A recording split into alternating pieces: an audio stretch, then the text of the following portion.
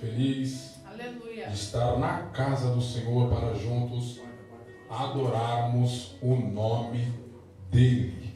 Amém? Quantos localizaram nosso Bíblia vão dizer amém? Amém. Dá para mim. 1 João, capítulo 4, a partir do versículo 19, está escrito assim: nós o amamos porque Ele nos amou primeiro. E se alguém diz eu amo a Deus e aborrece a seu irmão, é mentiroso.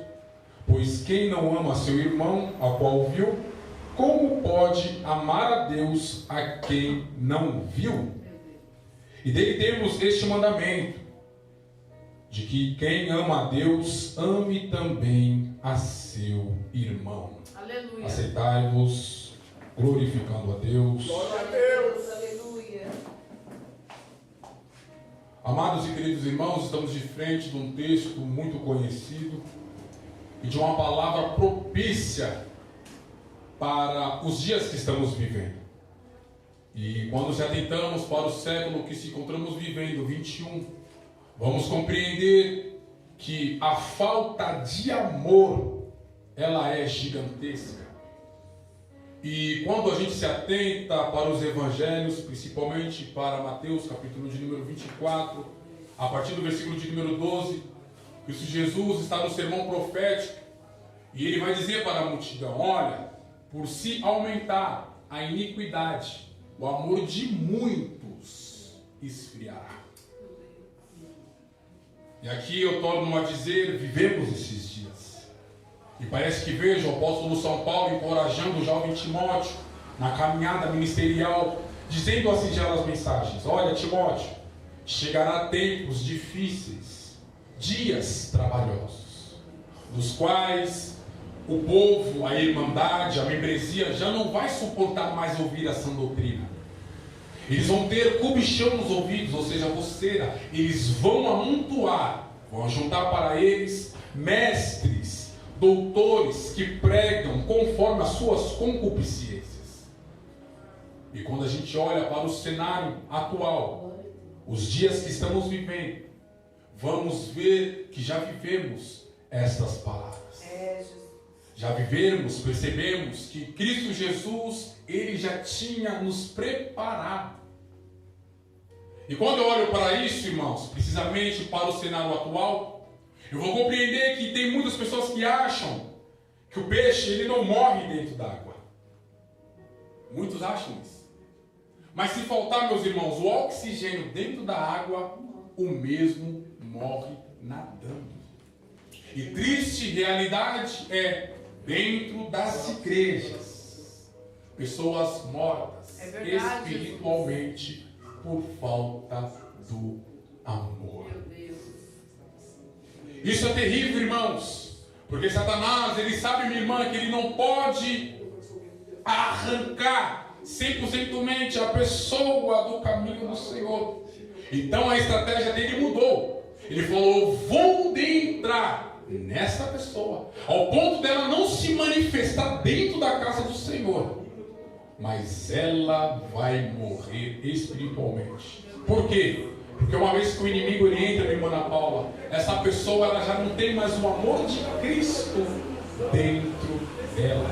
Ela já não faz mais aquilo que Cristo otorgou, aquilo que Cristo nos deu como incumbência para fazermos nessa terra. Visto que estamos aqui para fazer a vontade do Senhor, estamos aqui para seguir os seus passos, estamos aqui para dar continuidade naquilo que Ele iniciou. Aleluia.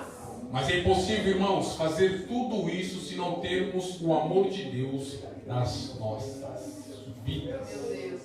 E quando eu me atento para isso, eu fico maravilhado, porque quando a gente percebe que a pessoa ela tem o amor de Deus na vida dela, ela é diferente. Porque o amor de Deus, irmãos, é assim. O amor de Deus ele nos constrange. O amor de Deus ele nos transforma por inteiro. Não é à toa que este atributo chamado amor ele se encontra em primeiro lugar na categoria que Paulo ele faz a lista em Gálatas 5:22, os frutos do Espírito. A gente vê que o amor ele está em primeiro lugar. Aleluia. Porque se a gente não tiver amor, irmãos, a gente vai ser como o sino que tinge mas não tem sentido sonoro. Quando a gente se atenta para essa qualidade chamada amor, a gente vai se deparar na primeira carta do apóstolo Paulo, escrito à igreja de Corinto, capítulo de número 13, a singela mensagem através do versículo de número 1. Ele vai falar assim: olha, irmãos, se vocês derem metade dos seus bens aos pobres, se vocês não tiverem amor, para nada disso vale. Vocês podem ter todos os dons que a igreja de Corinto tinha, mas se vocês não tiverem amor, para nada disso vale. Olha, você pode dar o seu corpo para ser queimado, mas se você não tiver amor, para nada disso vale. Você pode ter o dom de profecia, você pode ter o dom de variedade de língua, você pode ter visões do céu, mas se vocês não tiverem amor, para nada disso vale. Eu fico perplexo, igreja, porque ele vai falar algo que chama a minha atenção. Ele vai dizer: olha, vocês podem ter a fé sobrenatural, a fé que transporta um monte de um lado para com o outro, mas se vocês não tiverem amor, para nada disso tem valor. Aleluia, Jesus. Então tudo é banhado no amor. Aleluia, Deus. Aleluia. Foi falado aqui na palavra oficial, isso Jesus em João 14, ele vai abrir a boca e vai dizer algo muito importante. O que ele vai dizer, irmão Arthur? Se vocês me amarem, vocês vão guardar as minhas palavras. Glória a Deus. Vocês vão guardar os meus mandamentos. Torno a dizer aqui novamente, a pessoa que tem o amor de Deus na sua vida, ela se torna diferente. Ela é diferente. Como não se lembrar, no segundo livro dos reis de Israel, capítulo de número 5, versículo de número 2, a Bíblia Sagrada vai fazer menção e nos informar que ali havia uma menina cativa em terra alheia. Ou seja, ela se encontra na casa de um rapaz que é sírio. Esse rapaz não é um simples homem, ele é comandante do exército da Síria. E o texto sagrado diz, meus irmãos, que aquela mulher ela diagnostica através do olhar que o seu senhor tem o seu corpo tomado de lepra, ao ponto dele dialogar com a sua senhora, a esposa de Naamã, a singela mensagem: ouça lá, minha senhora, se o meu senhor soubesse do profeta que reside em Samaria, ele poderia o purificar. Aleluia, da sua Jesus. lepra. É por isso que eu disse, irmãos, aqui no início da minha oportunidade, a pessoa que tem o amor de Deus na sua vida, ela é uma pessoa diferente. Aleluia. O amor de Deus nos torna pessoas, homens, mulheres diferentes em meio à sociedade. Esta mulher, ela tinha de tudo para odiar os seus senhores. Ela tinha de tudo para tramar, ou até mesmo para esperar a morte do seu senhor. Mas não, o amor de Deus estava na vida dela, ao ponto dela compartilhar este amor. Aleluia. Eu quero pregar aqui bem pausadamente para os irmãos entenderem a mensagem e glorificarem a Deus. Porque uma pessoa que ela tem um amor, mesmo na prova, ela ajuda os seus algozes. Glória a Deus. Mesmo na dificuldade, ela estende a mão para aqueles a quem perseguem ela. Mesmo no momento difícil da sua vida, ela está posta ou pronta para ajudar aqueles que torcem para o seu mal. Por que, irmão Arthur? Porque essa pessoa é espiritual? Não. Porque na vida dela tem o amor de Coisa Deus. linda, Deus. Glória a Deus. Ela estava ali contra a sua vontade. Aleluia. Ela estava cativa em terra alheia. Mas mesmo assim, ela pôs para fora o amor que preenchia o seu Aleluia. coração. Glória a Deus. Isso é tão lindo, igreja, porque a lepra do comandante do exército da Síria, cujo nome se chama Naamã, não contaminou aquela mulher, mas o amor que ela possuía Glória a contaminou Deus. Naamã. Aleluia. Isso é tão lindo, igreja, que a gente se atenta para o que Deus pode fazer através das nossas vidas. A partir do momento que a gente se encontra posicionado, Deus trabalha no nosso favor. A partir do momento que a gente se encontra esquadrado na palavra de Deus, Deus age no nosso favor. A partir do momento que a gente se encontra disposto para Deus nos usar para aqueles que se encontram ao nosso redor e de redor, Deus é glorificado através da nossa vida. Mas se a gente não for banhado com o amor de Deus, isso não será É possível. verdade, Jesus. Glória a Deus. Quando eu falo de amor, eu me lembro do maior rei de Israel, chamado Davi. Um homem que tinha um coração segundo o coração de Deus. A Bíblia Sagrada diz, no livro de Salmos 23, a partir do versículo 5, assim chama a mensagem. Que mensagem que é, irmão Arthur? Esse rapaz que é titularizado um homem segundo o coração de Deus, ele vai fazer uma oração banhada de amor. Como assim, irmão Arthur? Seja mais específico. O versículo sagrado diz: Senhor, preparas uma mesa na presença dos meus adversários, dos meus inimigos. E quando eles estiverem lá, Senhor, unge a minha cabeça com óleo, pois certamente o meu cálice transbordará. Aleluia, Jesus. A oração vingativa, irmãos, ele ia orar a Deus dizendo: Senhor, mata os meus inimigos. Senhor, afasta os meus adversários. Senhor, ponha para longe de mim aqueles que torcem para o meu tropeço, para a minha queda, para a minha morte espiritual e física. Esta é uma oração de uma pessoa que não tem amor, mas o texto sagrado diz que Davi tem um coração segundo o coração de Deus. Não é segundo o coração ímpio, não é segundo o coração pecaminoso, não é segundo um coração invejoso que maquina o mal, que só trama maldade, não. O coração dele é segundo o coração de Deus. Então a oração dele não pode ser diferente a não ser essa: Senhor, preparas uma mesa perante os meus inimigos. Aleluia. E quando eles estiverem lá, Senhor, unge a minha cabeça com óleo, pois certamente o meu cálice transbordará. Glória a Deus. Olha que oração maravilhosa. Coisa linda, Jesus. Não é uma oração orgulhosa, não é uma oração violenta, não é uma oração vingativa, é uma oração banhada de amor. Aleluia. Hoje é noite da gente rever os nossos valores. Hoje é noite para a gente olhar para dentro de nós e fazermos a tal pergunta: será que eu estou orando certo? É, Jesus. Será que eu estou agindo em meio à sociedade de uma forma certa? Será que eu sou um bom cidadão? Será que eu posso até mesmo abrir minha boca e verbalizar, anunciar o evangelho genuíno que cura, que transforma, que salva, que restaura, o evangelho da salvação? Será que a minha conduta permite? Aleluia. Será que realmente eu me encontro com a minha vida esquadrada nas Sagradas Escrituras? Será que eu posso transmitir o amor de Deus para os demais que trabalham comigo, que vivem comigo, que estão ao meu redor e de redor? Aleluia. Então é noite de revermos os nossos valores. Amados e queridos irmãos, quando eu me atento para a Bíblia, eu vou ficar feliz porque Jesus, Ele tem a resposta para nós. Aleluia, Jesus. Ele tem aquilo que a nossa alma anseia. A Bíblia, eu costumo dizer que é a água que mata a sede do sedento. Glória a Deus. A Bíblia sempre será a resposta do crente.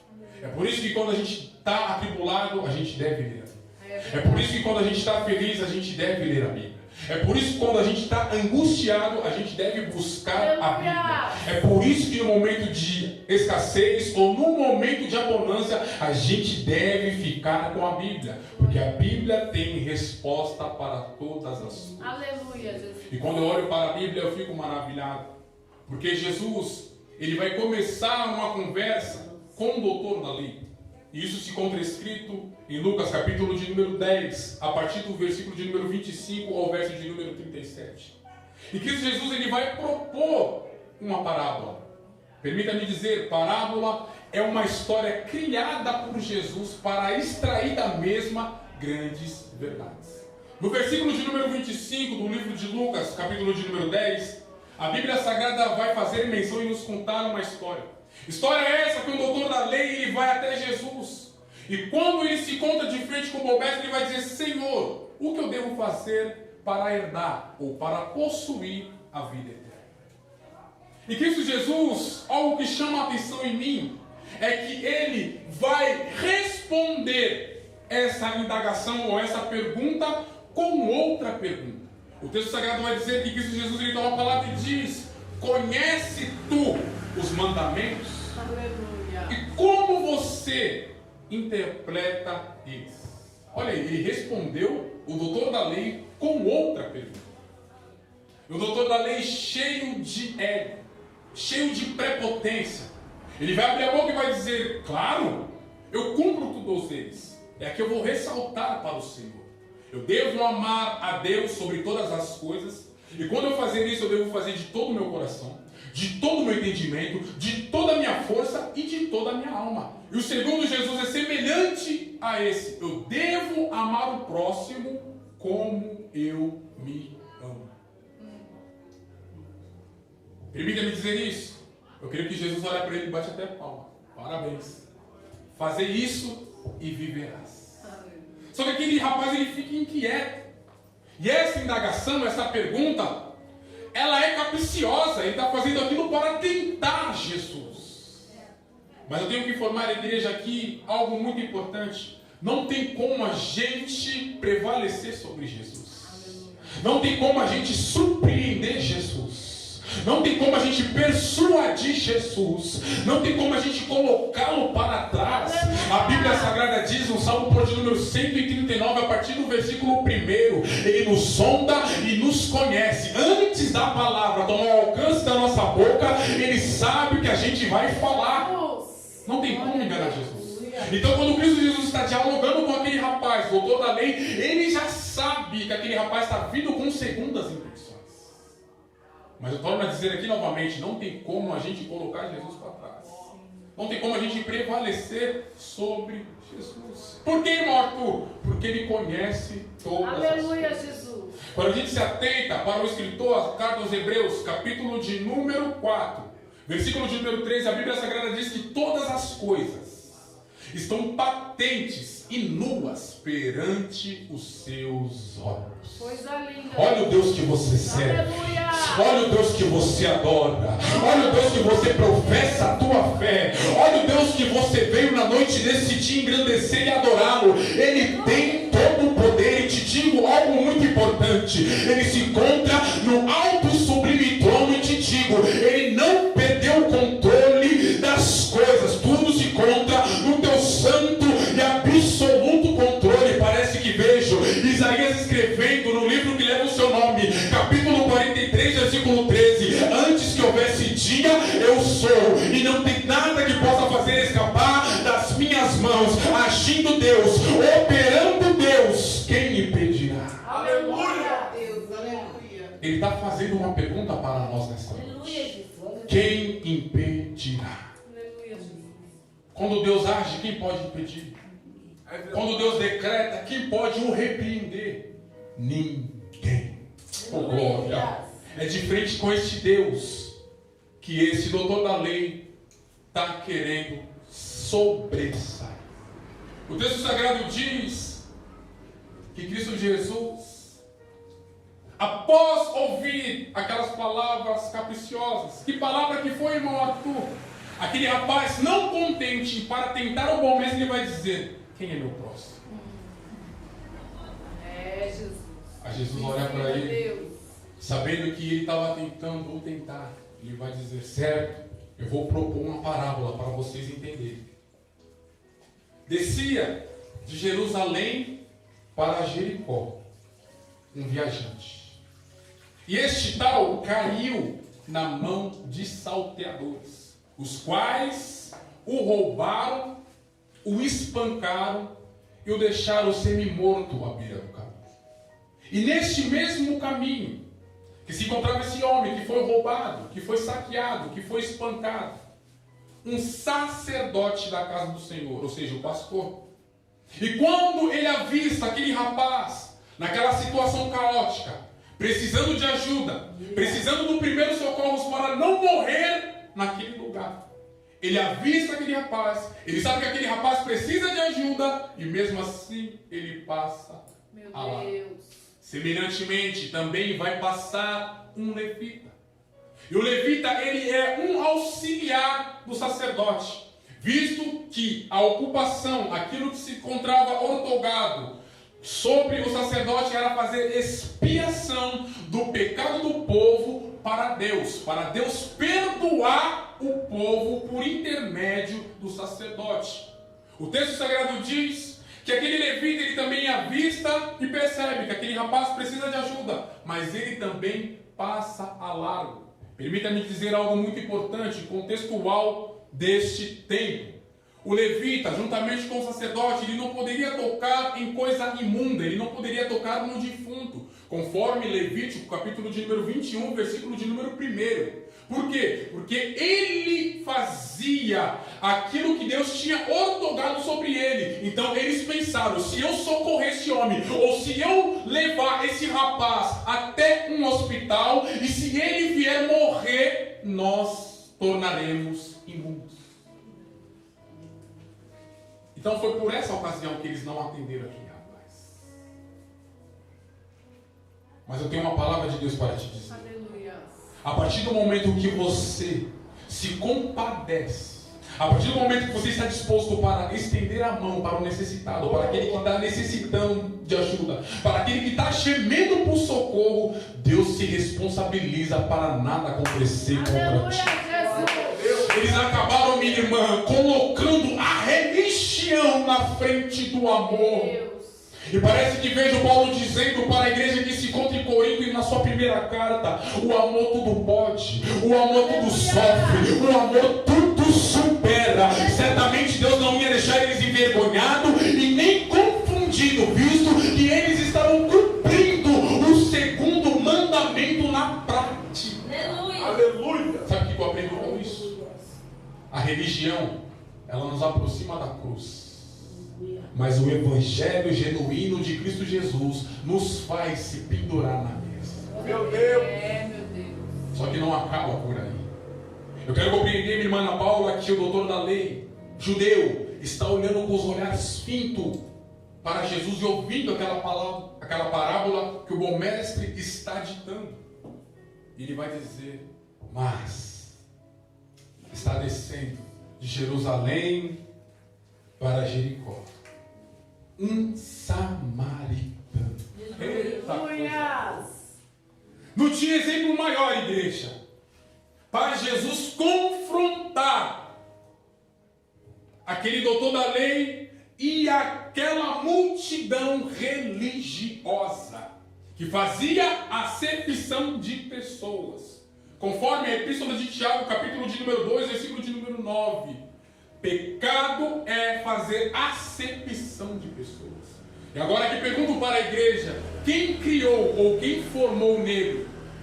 Deus. Só quem tem boca. Quem formou o negro? Deus. Quem criou ou formou o branco? Deus. Quem fez o pequeno? Deus. Quem fez o grande? Deus.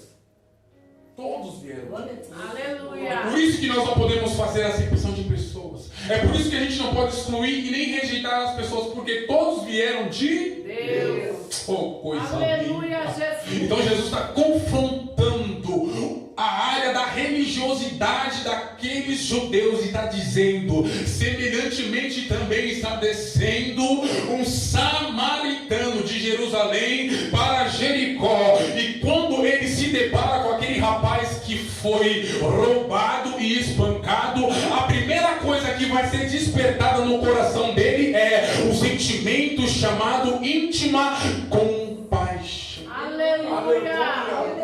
Ele para, irmãos, o seu carro ou veículo de tração animal perto daquele rapaz, desce e faz os primeiros socorros, untando, colocando, depositando azeite e vinho nas suas feridas. Ou seja, fazendo os primeiros socorros para levar para a hospedaria mais próxima. Olha que coisa terrível. O azeite aqui, ele tipifica um cicatrizante. E o vinho fala-nos de antibacteriano. Olha que coisa maravilhosa. Sabe por quê, minha irmã Ana Paula? A ferida, quando ela está aberta, ela não é para ser exposta. é para ser tratada e atada. Aleluia. E muitas das vezes a gente vê pessoas subindo, tomando a tribuna e falando da vida dos irmãos. Não, eu quero pregar o evangelho genuíno, porque Paulo ele diz em Romanos 1, versículo de número 16: eu não me envergonho do evangelho, porque ele é o poder de Deus para a salvação de todo aquele que crê, primeiro do judeu e depois do grego. Tem que ser pregado o evangelho, deve ser anunciado o evangelho, porque só o evangelho de Cristo Jesus tem poder de curar, tem poder de restaurar, tem poder de trazer a vida à existência, tem poder de restituir aquilo que o inimigo roubou. Aleluia, Glória a Jesus. Glória a Deus. A ferida é para ser tratada e atada. E a primeira coisa que esse rapaz samaritano faz, Jesus estava mexendo na ferida dos judeus. Porque, irmãos, se um samaritano lavasse as mãos no tanque, os judeus não lavariam os seus pés. Meu Deus. De tamanha a rivalidade. Jesus está tratando. Aleluia, Jesus. Parece que vê Jesus colocando ali, aleluia, o remédio na ferida deles, falando: não, está cicatrizando de uma forma errada. Vamos lavar, vamos tirar, vamos impor remédio, agora vai cicatrizar da maneira certa. Eu quero compreender os judeus, principalmente o doutor da lei, com o olho regalado, porque Jesus estava indo bem na ferida dele. E Cristo Jesus não acaba por aí. O texto sagrado diz, através da vida do Dr. Lucas, que aquele rapaz não fica só nisso. Ele coloca aquele rapaz que ele achou, que ele nem conhece, à beira do caminho semi-morto, em cima da sua cavalgadura, e leva para a mais próxima hospedaria. Permita-me dizer, ele coloca em cima do seu cavalo, está na frente guiando o cavalo, em um caminho ermo, em um caminho perigoso. Segundo Flávio Joséfo, aquela estrada que descia de Jerusalém para Jericó era perigosa, estava cheia de salteadores, mas mesmo assim, o amor que eu tenho para com o próximo é um amor verdadeiro. Por que, irmão Arthur? Porque eu me amo. É por isso que eu amo o próximo, como eu me amo. Eu estou arriscando a minha vida. Eu nem conheço ele, mas eu sei que o Deus que eu sirvo, o Deus que eu professo a minha fé, ele é tremendo para me guardar, para me proteger, para nenhum fio sequer da minha cabeça sofrer dano. Glória a Deus. Vocês estão compreendendo, irmãos? Aleluia. Aquele rapaz colocou, aquele rapaz que ele nem conhece, que ele achou semi-morto em cima do seu cavalo, está guiando o cavalo com um rapaz semi-morto em cima do seu cavalo até a mais próxima hospedaria.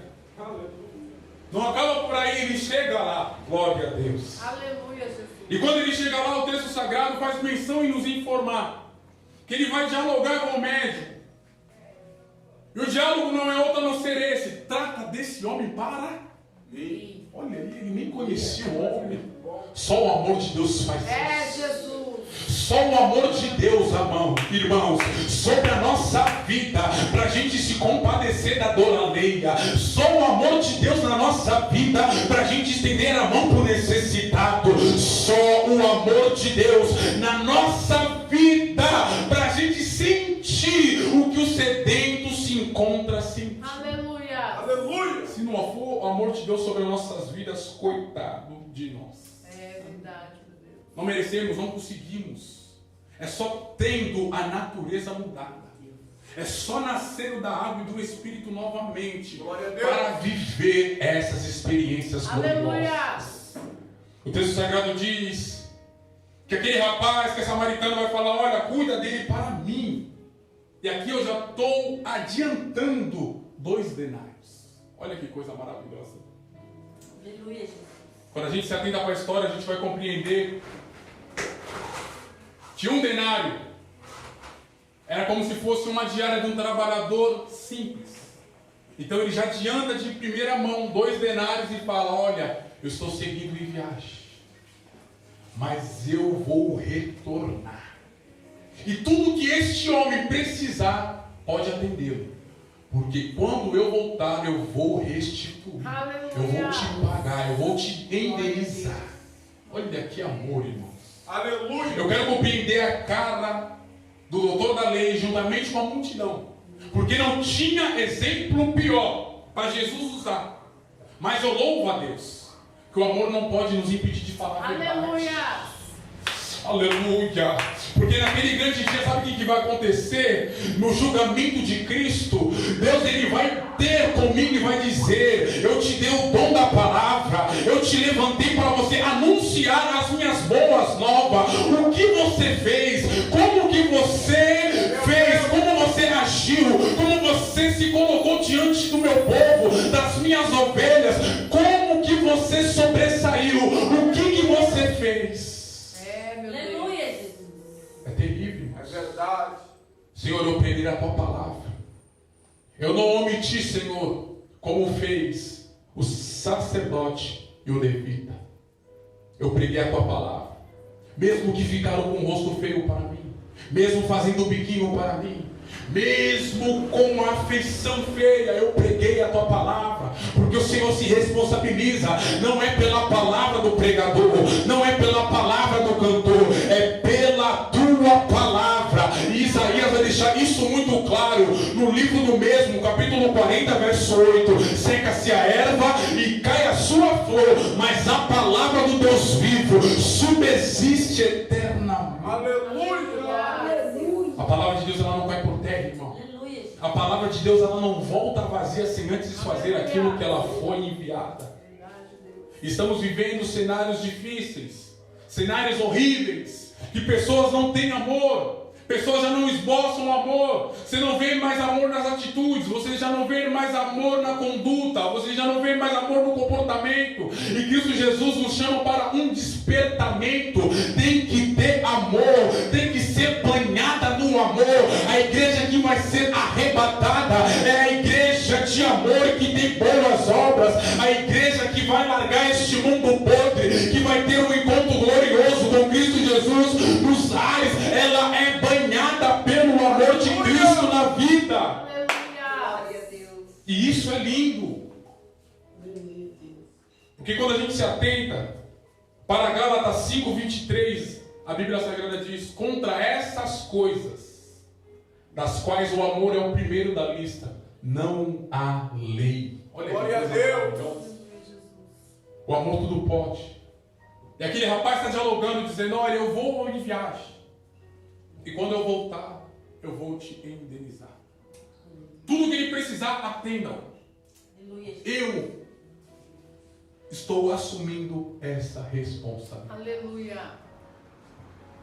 Aí parece que vejo Cristo Jesus se dirigindo para o doutor da lei, e agora perguntando a ele: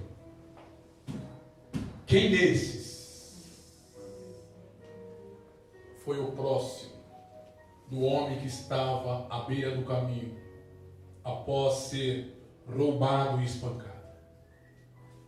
Ao doutor da lei, com o coração endurecido ainda, misericórdia. Vai abrir a boca e vai dizer: aquele que usou de misericórdia para com ele. Mas os irmãos aqui lembram o que eu disse no início da mensagem? Não tem como prevalecer sobre Jesus. Não tem como a gente sobressair sobre Jesus. Cristo Jesus, ele sabe o começo das suas coisas, estando elas no fim, ou vice-versa. Ele sabe de todas as coisas, ele não pode ser surpreendido. O texto sagrado vai dizer, e Cristo Jesus, olhando para aquele rapaz, ele vai falar: vai tu e faça do mesmo modo. Aleluia. Aleluia. Coisa linda, né? Quem estava pregando para aquele rapaz? Quem estava pregando para aquele rapaz? Jesus. E ele, como que ele saiu daquela conversa? Como que ele saiu depois daquela pregação ainda com o coração? É por isso que a gente não deve se entristecer. Ah, irmão Arthur, eu não prego. Claro que você prega. Você prega para aquele ainda que não confessou a vida dele para Jesus. Você prega para um ente querido, para um vizinho que está passando por diversas dificuldades, dizendo: olha, o Jesus que eu sirvo, ele pode fazer o extraordinário. Aleluia, Jesus. O Jesus do qual eu pertenço, Ele pode executar na tua vida e fazer infinitamente mais do que você pensa. O Jesus que eu sirvo e adoro, Ele pode lançar por terra essa enfermidade que assumiu o teu corpo. O Jesus que eu sirvo e adoro, Ele pode te libertar, porque Ele me libertou, Ele me pôs de pé, Ele me resgatou, onde ninguém ou outra pessoa não poderia ir. E muitas das vezes essas pessoas, elas não dão a mínima, elas não dão crédito. Oh, aleluia. Parece que, veja, um dos maiores profetas do Antigo Testamento, Isaías, ele foi um dos que mais pregou da Antiga Aliança. E ele vai deixar um relato muito importante dizendo: quem deu crédito à nossa pregação? Meu Deus. Estamos vendo biblicamente que esse doutor da lei, ouvindo o próprio verbo encarnado, não deixou a palavra entrar. Imagine nós, irmãos, que somos usados por Ele, visto que nós não estamos aqui pela nossa justiça, porque as nossas justiças não passam de farrapos de imundícia. Estamos aqui pela justiça de Aleluia. Deus, que morreu, mas ao terceiro dia ressuscitou e tem sustentado a tua igreja com o teu santo amor. Então a palavra de Deus para a nossa vida é: não permita das lutas, das dificuldades, das crises, dos dias maus, aleluia, secar o amor de Deus dentro de você, ou esfriar a chama do amor de Deus dentro do teu coração. Você deve clamar, você deve dizer: Senhor, eis-me aqui, me sustente, me toma pela tua mão, para mim não olhar para trás, para mim não desanimar, para o teu amor não se esfriar dentro de mim. Aleluia. Glória a Deus. Porque o apóstolo Paulo, ele diz para a igreja de Corinto: olha, o poder de Deus, ele se aperfeiçoa na nossa fraqueza. Por que, apóstolo Paulo? Porque quando estamos fracos, é aí que estamos fortes. Porque o poder do Santo Espírito há de se aperfeiçoar na nossa fraqueza. Glória a Deus. Então não esqueça da palavra amor. Tenha o amor de Deus na tua vida, porque o amor de Deus nos torna pessoas, cristãos diferentes. Glória a Deus. Amém, meus irmãos? Bate palma para Jesus.